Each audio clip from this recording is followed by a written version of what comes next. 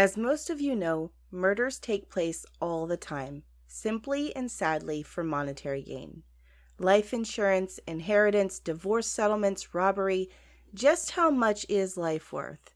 I feel that it's priceless, but that's not how Thomas Grasso felt. Hello and welcome. My name is Janine, and you're watching Now You Know.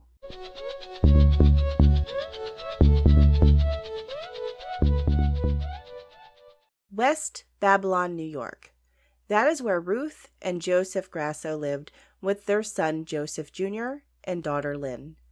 But things were not so easy for the Grasso family. You see, Joseph, at 4 years old, was sitting on the curb of the street when their neighbor backed out of the driveway. Not knowing that the boy was there, he was struck and killed. Ruth and Joseph mourned for the boy, but before long they found themselves expecting once again. They wanted to honor their late son by naming the baby after him. But Ruth sought the advice of a psychic first. She was warned not to name the boy Joseph, because if she did, he would surely die as well. Taking that advice into consideration, they decided to name him Thomas Joseph Grasso, born on November 23, 1962. As time went on, Tommy seemed to lack social skills, and he wasn't very good with making friends. So he surrounded himself with pets, a pack of rats that he raised on his own, and his favorite pet tarantula. Tommy entertained himself by shooting the neighborhood cats with a BB gun, and he was also known to steal things from his parents and neighbors. By the time Tommy and his family had moved to Tampa, Florida, Tommy was already robbing from the most helpless people he could find, those who were too old and weak to fight back. Tommy's father did not find this type of behavior appropriate at all. He would often complain that Tommy was a mistake and should have never been born.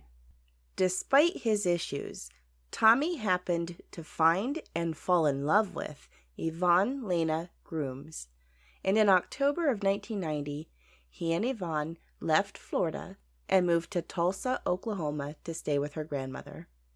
Even with a fresh new start, Tommy couldn't stop himself from stealing, but his life of crime escalated even further than that.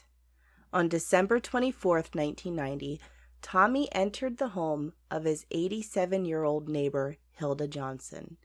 Sadly, he used her very own Christmas lights to strangle her before striking her dead with an iron. The reason behind the murder was money. He took $12 from her home, along with a television set, which he sold for $125. 2 weeks later, Tommy and Yvonne moved to Staten Island to stay with Yvonne's aunt.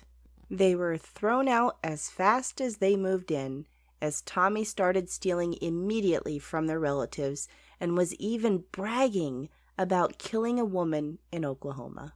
Yvonne and Tommy moved into a rooming house and got married on May 9, 1991. 2 months later, on July 4th, the body of 81-year-old Leslie Holtz, who was staying in the same rooming house as Tommy and Yvonne, was found dead of apparent strangulation with a lamp cord. A few days later, Tommy was arrested and confessed to the murder. His motive was to steal Leslie's $300 Social Security check. For Leslie's death, Tommy received 20 years to life, and for Hilda, he received death by lethal injection. Tommy preferred the death penalty over life in prison, but there was a dispute between the New York governor and Oklahoma State. You see, the New York governor opposed the death penalty and therefore wanted to keep Tommy in New York as long as he could. But by 1993, he was voted out of office, and he was sent back to Oklahoma for execution.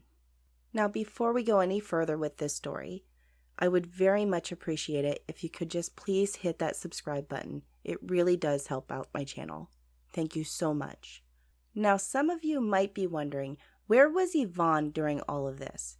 How could a woman be with a man for so long and not know what he was doing? Well, there actually was a witness at the time that Hilda was murdered. The witness claims Yvonne was there too. Eventually, the newspapers were able to get their hands on letters that Tommy wrote to his lawyer. He had stated more than once that Yvonne was the lookout during both killings. The last known information I could find on her was that Tulsa authorities were looking to indict her for the murder of Hilda. But that's as far as it went. I figured she'd be in about her early 60s at the time of this recording. I wonder where she is now. As far as Tommy goes, his sentence was to be carried out on March 20th, 1995.